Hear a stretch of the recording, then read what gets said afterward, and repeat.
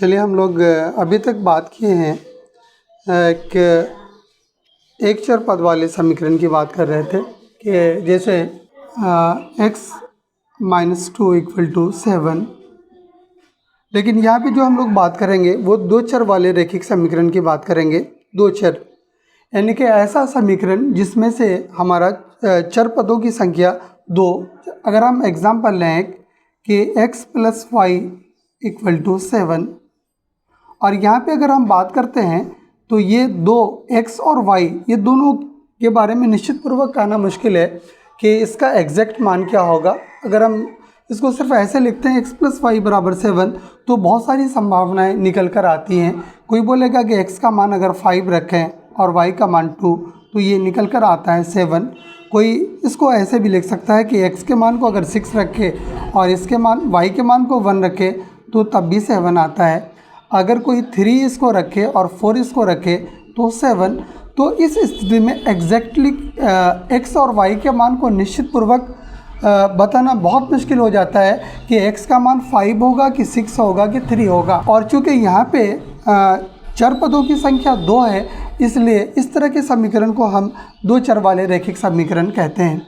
लेकिन इसका unique result यानी कि x और y का एक निश्चित मान अगर आपको ज्ञात करना रहे या ज्ञात करना चाहते हैं तो इसके साथ एक इक्वेशन और चाहिए और तब जाकर हम x और y के मान को निश्चित पूर्वक बता पाएंगे कि x का मान क्या होगा और y का मान क्या होगा। अगर जैसा कि अभी हम बात किए कि x + y = 7, चूँकि यहाँ पे हमारा चर पद x है और y है, ये अगर हम इसको इक्वेशन 1 माने तो हम देख रहे हैं कि संभावना ये सारा निकल कर आ रहा है। लेकिन अगर दूसरा इक्वेशन अगर इसके साथ जोड़ दें और वो ये कहें, अगर हम इसको और आसानी के साथ समझते हैं कि मान लीजिए कि x और y ये दो लड़का है x और y और इनके पास मिला के 7 रुपये है। तो हम देख रहे हैं कि x के पास ये रुपया और y के पास ये रुपया मिलकर ये 7 रुपये होते हैं। लेकिन अगर ये कहें कि x के पास जो रुपया है वो y से 1 रुपये ज़्यादा है तो हम क्या देखेंगे कि x - y = 1।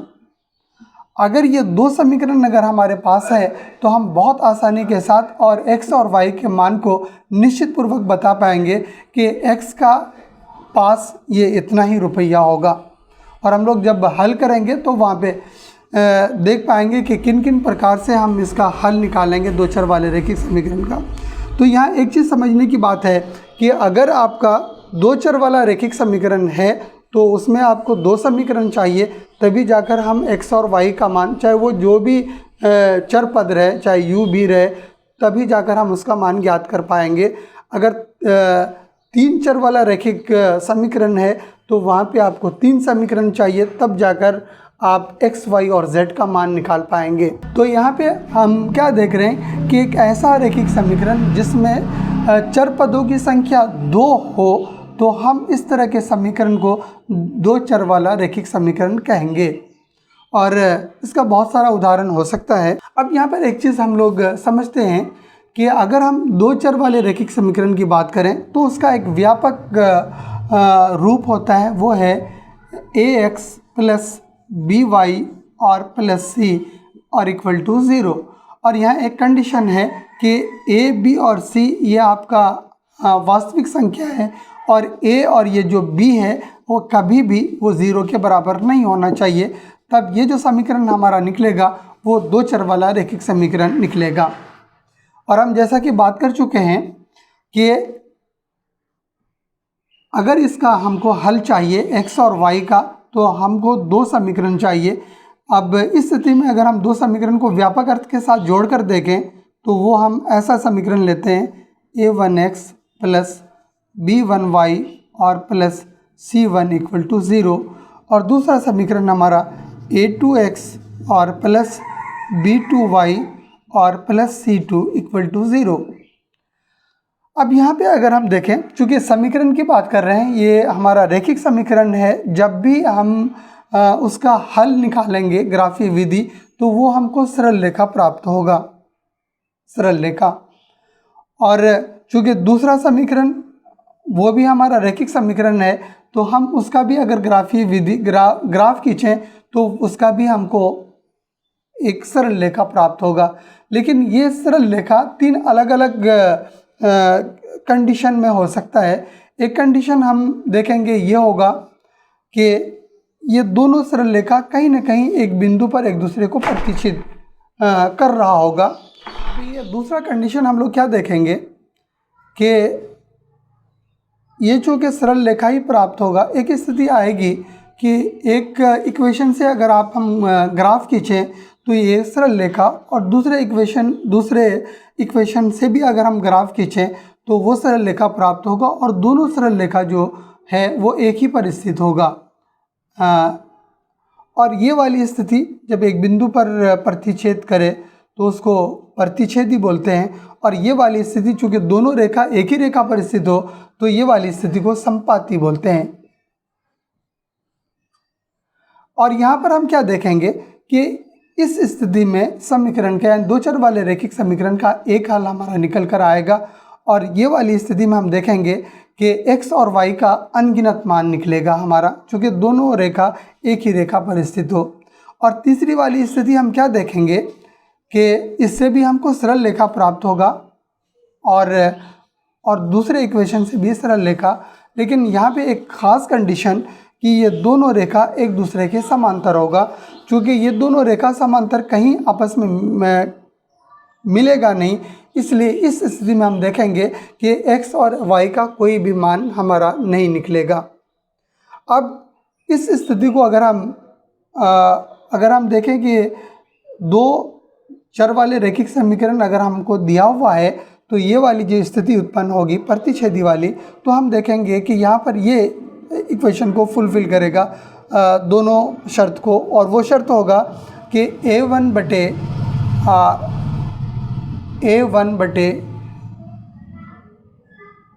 a2 not equal to और b1 बटे b2। अगर ये वाली स्थिति रहती है तो हम देखेंगे कि इस दोनों समीकरण का अगर हल करेंगे तो ये वाली स्थिति, ये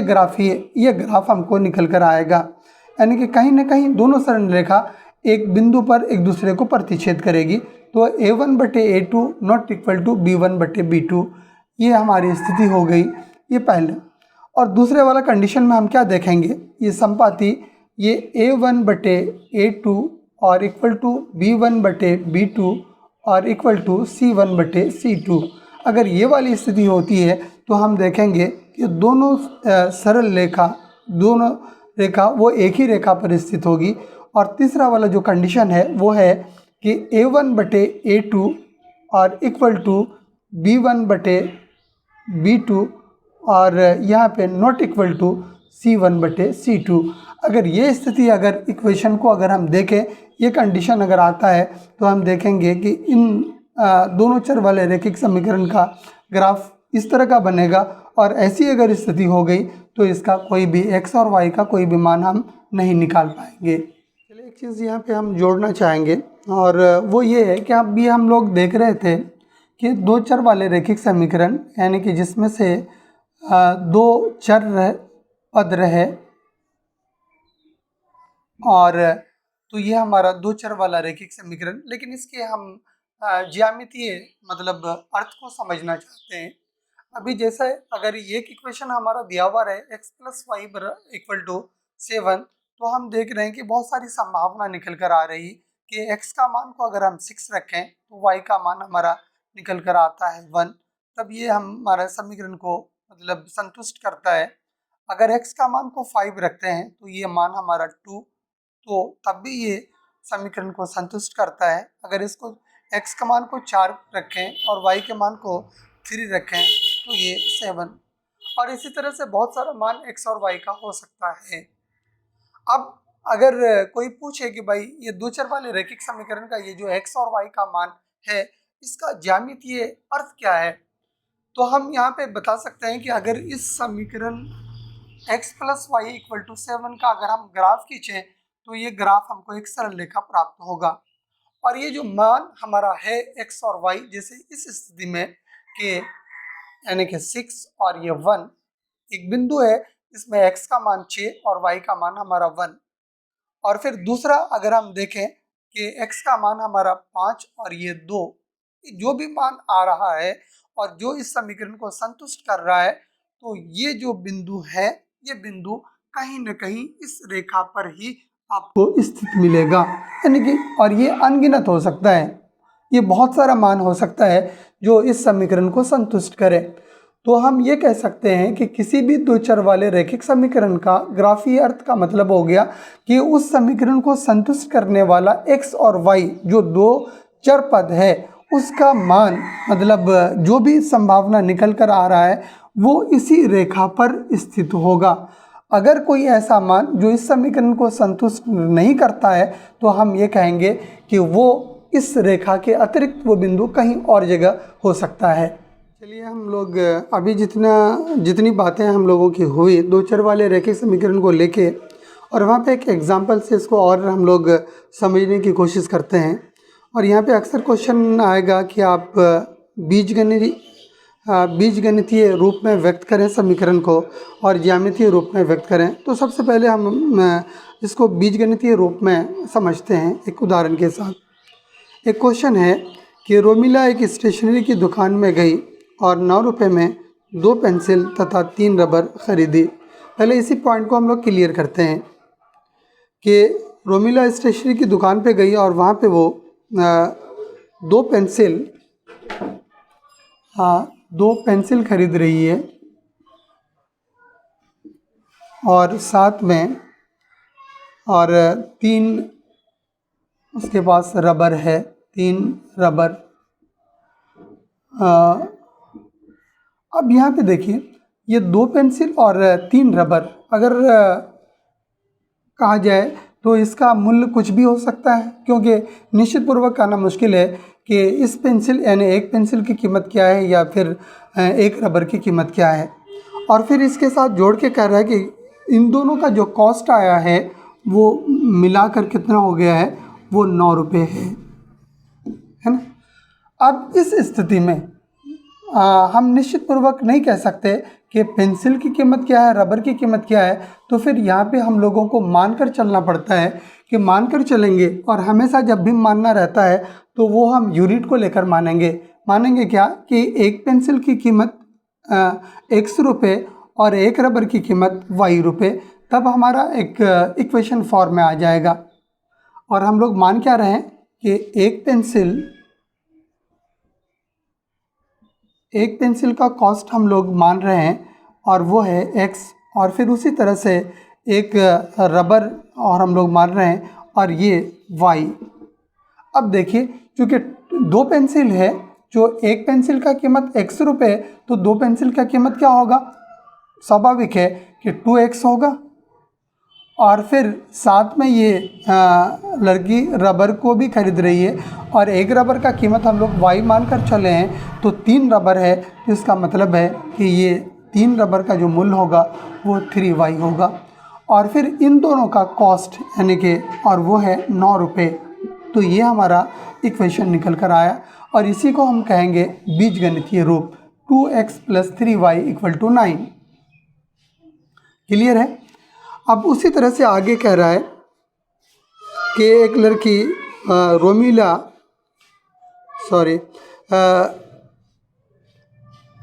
एक लड़की और गई है रोमिला के पास और फिर इसी तरह का पेंसिल 4 पेंसिल और 6 रबर खरीदती है।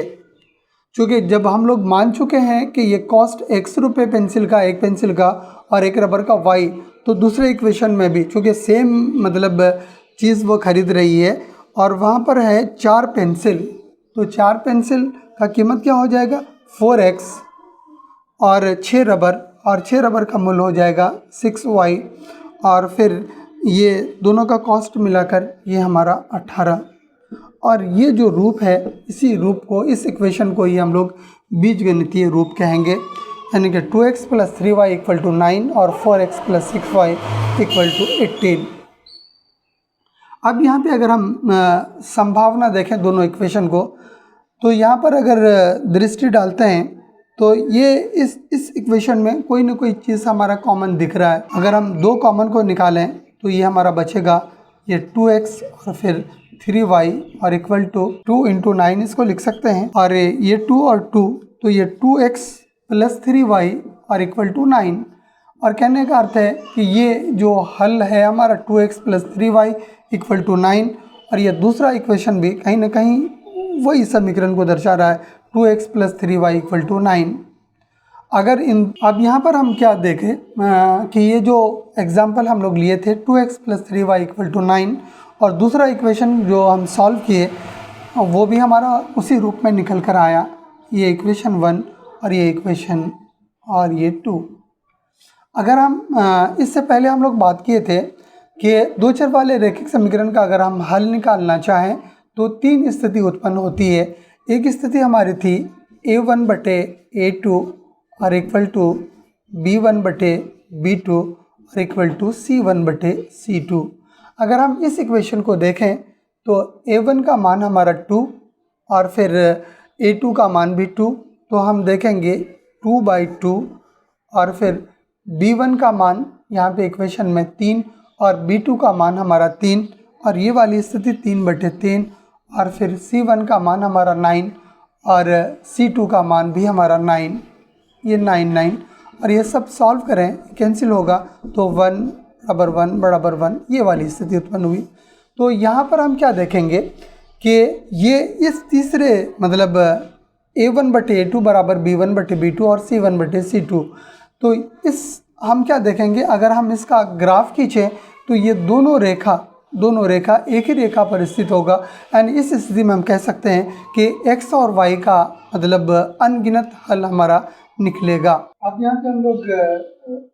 दो चर वाले रैखिक समीकरण लेकर ग्राफीय विधि पे बात करते हैं कि पहला समीकरण हमारा x plus y equal to 7 और दूसरा समीकरण दो चर वाला रैखिक समीकरण x minus y equal to 5 है, और हम चाहते हैं कि इसका ग्राफीय विधि द्वारा हम हल करें। और इससे पहले ऑलरेडी हम लोग बात की हैं कि अगर दो चर वाला रैखिक समीकरण है तो तीन स्थितियाँ होती हैं। दो स्थिति जिसमें a1 बटे a2 not equal to b1 बटे b2, और जिसमें से एक हल निकलता है। तो पहले हम उसी को देख लेते हैं एक बार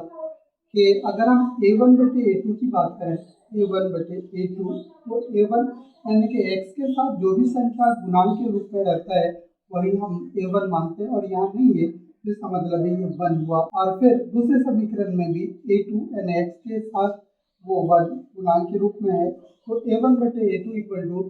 1 बटे 1। और दूसरा यानी कि b1 और बटे b2, b1 का मान हमारा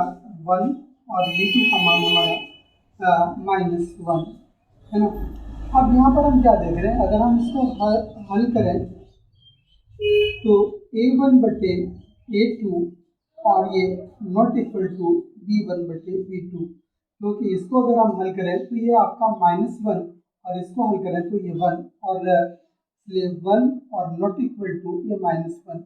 और हम क्या देख रहे हैं कि ये पहले वाली स्थिति को यानी कि a1 बटे a2 not equal to b1 बटे b2, तो इन दोनों समीकरण को अगर हम हल करें तो पहले वाली स्थिति यानी कि दोनों रेखा एक बिंदु पर एक दूसरे को प्रतिच्छेद करेगी। अब हम लोग देखते हैं कि इसका ग्राफ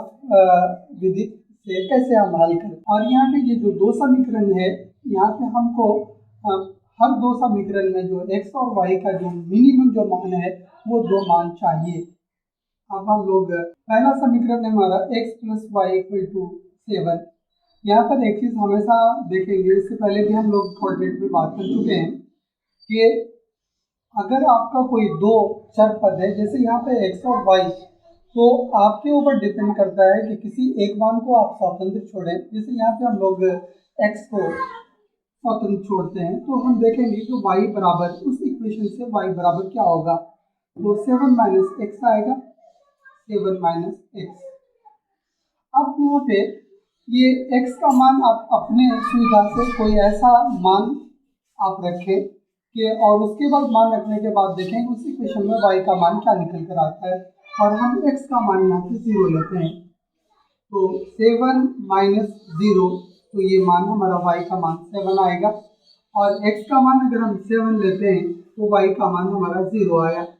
ये पहले इक्वेशन का ये x का दो मान हमारा निकल कर आया 0 7, और y का भी मान 7 और 0 ये निकल कर आया। ये हमारा पहला इक्वेशन का ये दो मान। अब उसी तरह से हम इक्वेशन 2 से अगर हम मान ज्ञात करें और यहाँ पर भी हम x को स्वतंत्र छोड़ते हैं, अब तक y जाकर हमारा हो जाएगा y क्योंकि माइनस में है, y को अगर इधर लेके आते हैं तो x माइनस 5, तो y बराबर x माइनस 5 ये हमारा निकल कर आ रहा है। तो यहाँ पे हम x के मान को 5 रखते हैं 5, और दूसरा इक्वेशन जो y बराबर x माइनस 5 है, इस मान को आप x की जगह पे रखें और x का मान 5 रख रहे हैं, 5 माइनस 5 कितना हो गया 0, और दूसरा मान हम यहाँ पे 7 लेते हैं, तब ये 7 माइनस 5 ये हमारा 2। ये इक्वेशन 2 का ये x और y का दो मान हमारा निकल कर आया। अब ग्राफ खींचने के लिए, क्योंकि ग्राफ खींचने के लिए हर हाल में हमको x एक्सिस और y एक्सिस की आवश्यकता पड़ती है, और यहाँ पे हम देख लेते हैं कि x का मान मैक्सिमम मान हमारा कहाँ तक गया है 7, और y का मान हमारा 7, और दूसरे इक्वेशन में देखें कि x का मान मैक्सिमम यहाँ पर भी हमारा 7 है और y का मान यहाँ पर मैक्सिमम हमारा 2 है। तो ग्राफ खींचने में ध्यान रखना है कि x का मान 7 हमारा y एक्सिस है, क्योंकि सारा मान हमारा प्लस में है, और क्या देख रहे हैं कि x का मान, और ये हमारा x एक्सिस और ये हमारा y एक्सिस, और हमको दिखाना क्या है कि x का मान हमारा 7 मैक्सिमम है। तो एक उचित माप हम ले लेते हैं, यहाँ पे ये हमारा ओरिजिन मूल बिंदु, और यहाँ से ये हम एक यूनिट मानते हैं, ये हमारा 2, ये 3, ये 4, ये 5, ये 6, और ये हमारा 7, और 7 तक हमारा ये मान है। और उसी तरह से y का मान हम देख रहे हैं कि मैक्सिमम मान हमारा 7 है, और उसी माप का हम यहाँ पे ले लेते हैं। हमको ग्राफ खींचने के लिए यानी कि वो बिंदु चाहिए, और जहाँ पे इस बिंदु को हमको इस ग्राफ पे दिखाना है। अब ये जो चार्ट हम लोग x और y का जो मान निकाले हैं, ये एक्चुअली हमको वो बिंदु ही बता रहा है। वो बिंदु क्या है कि यहाँ पर भी हम देख रहे हैं कि दो बिंदु है, एक बिंदु, अब x का मान क्या देख रहे हैं आप 0 और y का मान 7, एक बिंदु जिसका x कोऑर्डिनेट का मान 0 और y कोऑर्डिनेट का मान 7, ये एक बिंदु, और दूसरा बिंदु जिसका x कोऑर्डिनेट का मान 7 और y कोऑर्डिनेट का मान 0। अब सबसे पहले हम लोग 0, 7 को प्राप्त करते हैं कि इस कोऑर्डिनेट प्लेन में वो बिंदु है कहाँ, और हम लोग कोऑर्डिनेट में बहुत अच्छे ढंग से इस पर ऑलरेडी बात कर चुके हैं कि अगर किसी बिंदु का अगर x कोऑर्डिनेट का मान 0 हो, जैसे कि यहाँ पे हम देख रहे हैं 0, तो x कोऑर्डिनेट का मान 0, इसका मतलब है कि वो बिंदु y कोऑर्डिनेट पे होगा, और y कोऑर्डिनेट पे कहाँ पे होगा, और ये जो मान y का दिखा रहा है वो 7, यानी कि यहाँ पे ये 7, और ये बिंदु, और यहाँ पे हम लिख देते हैं कि इस बिंदु का कोऑर्डिनेट हमारा 0 और 7 है। एक बिंदु हमको यानी कि पहले इक्वेशन का यहाँ पे प्राप्त हुआ। अब दूसरा बिंदु x कोऑर्डिनेट का मान 7 है और 7 और y कोऑर्डिनेट का मान 0, ठीक है। अब यहाँ पे क्या देख रहे हैं कि दूसरा बिंदु जिसका कोऑर्डिनेट 7 और 0 है, इसका y कोऑर्डिनेट का मान 0 है, y, इसका मतलब है कि y कोऑर्डिनेट का मान 0 है, तो वो बिंदु हर हाल में x एक्सिस पर होगा, और x एक्सिस पे कहाँ पे होगा, जो 7x का मान, तो ये बिंदु आपका यहाँ पे 7 और ये 0, ठीक है। अब हम क्या करेंगे, ये जो बिंदु हमको पहले इक्वेशन से दो बिंदु प्राप्त हुआ है, इन दोनों बिंदुओं को आपस में हम मिला देते हैं।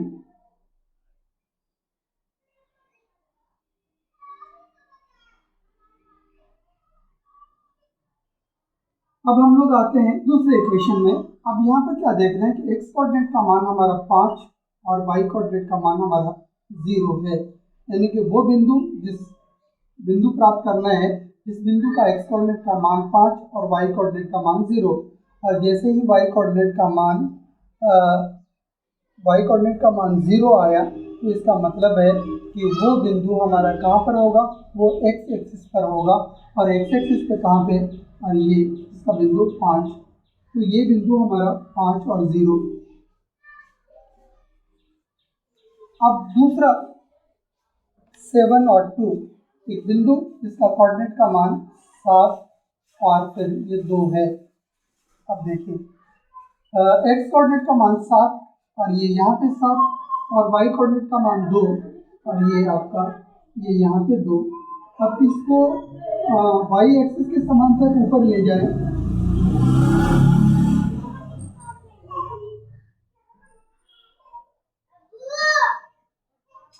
समांतर अगर हम